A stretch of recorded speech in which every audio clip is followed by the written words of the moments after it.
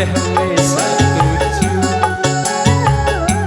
kepengin duwe mantu aku seneng kowe yo seneng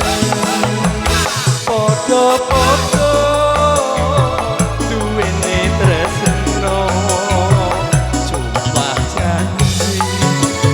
nek pinggir tali tenang saiki kowe sing ninggali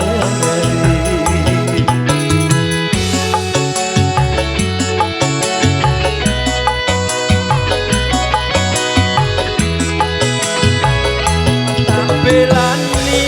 kerja bangunan ora peduli panas lan udan tak belani kerja bangunan demi tresno marang sliramu ora ngono kowe arep ngono tega temen kowe ninggalno aku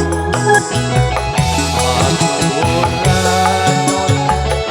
kowe arep ngono tega kowe ninggalno aku